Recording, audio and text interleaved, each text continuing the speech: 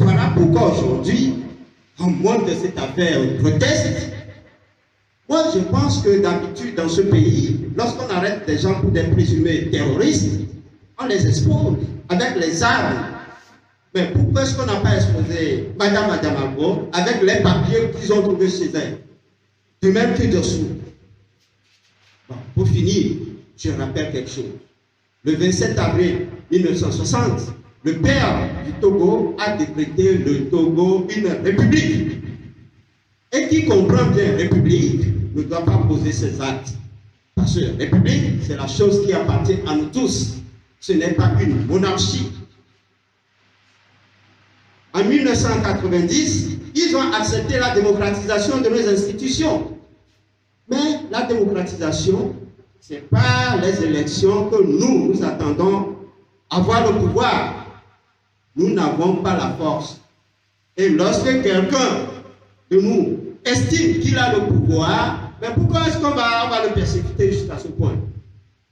Voilà, nous voulons la vérité des yeux, nous le disons, on veut la libération des nôtres, la vérité des yeux, sinon le Togo appartient à nous tous. Je vous remercie.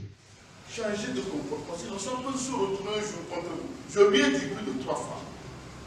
Changeons de cap. Ce que vous faites n'est pas bien. Changez de comportement. Je lui ai dit ça 3 fois. Et quand on l'avait arrêté, j'ai pris le courage d'aller lui rendre visite quand il était encore à la gendarmerie. Et quand je suis arrivé, j'ai rendu sorcier. Mais oui, je ne le suis pas. Mais c'est que je sais voir les choses d'avance.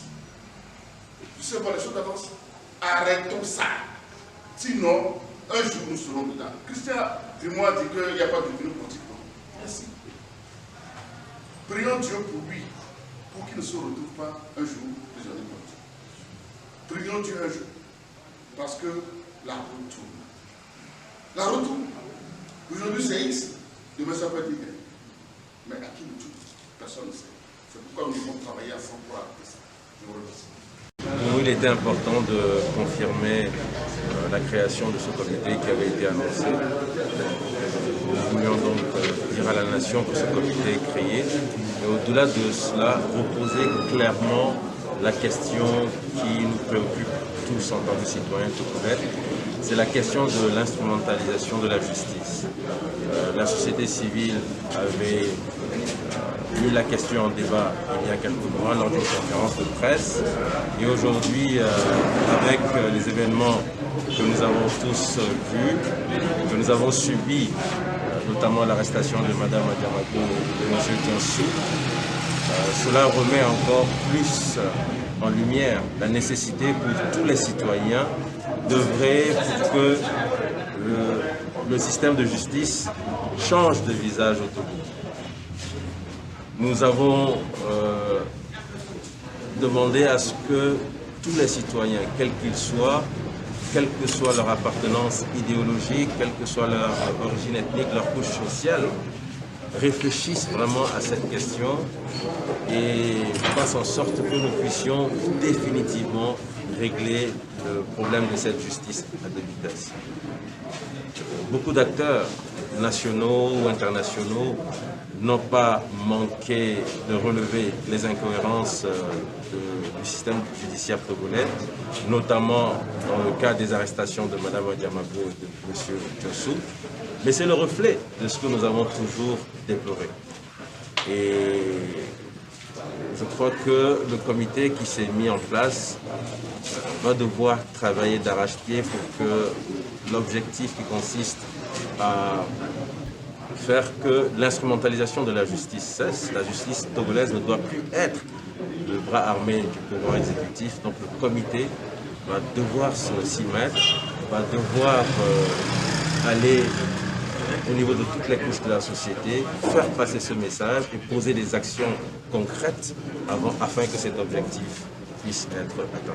Quand vous dites actions concrètes, à quoi va consister, alors où vont consister ces actions? Actuellement, nous sommes encore en train d'élaborer une espèce de plan d'action, mais je peux déjà dire que les actions de plaidoyer sont en bonne position, puisque en ayant fait le tour des chancelleries, en ayant fait le tour de la communauté diplomatique, en ayant rencontré certaines institutions, nous sommes convaincus qu'aujourd'hui, le message peut porter.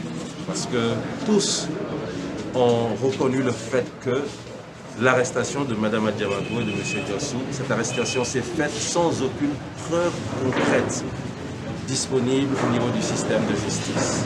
Et donc si tout le monde est conscient que cette arrestation s'est faite de façon totalement inacceptable, je pense que cela peut soutenir le travail que nous voulons faire, que ce soit l'ensemble de la société congolaise. Et là, j'insiste là-dessus. Pour nous, il ne s'agit pas de voir simplement les quelques associations membres du comité porter l'action de lutte.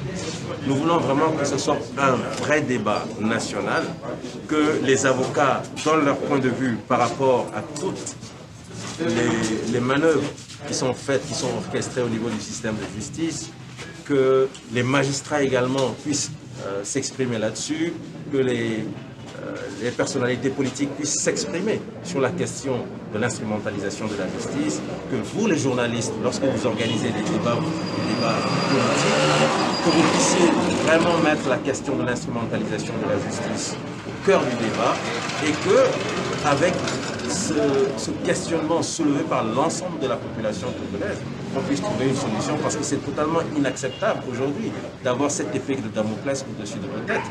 Vous êtes acteur de la société civile, vous ne savez pas à quel moment on va venir vous prendre sur des prétextes fallacieux. Vous êtes homme politique, cela peut vous arriver, et comme cela a été dit dans cette salle, il faut savoir que même des gens qui aujourd'hui sont proches du pouvoir peuvent demain être sur le coup de cette justice à deux vitesses. Et je pense que tout le monde a intérêt à ce qu'on puisse rendre cette justice indépendante et faire en sorte que cette justice puisse dire le droit et rendre justice aux Indiens.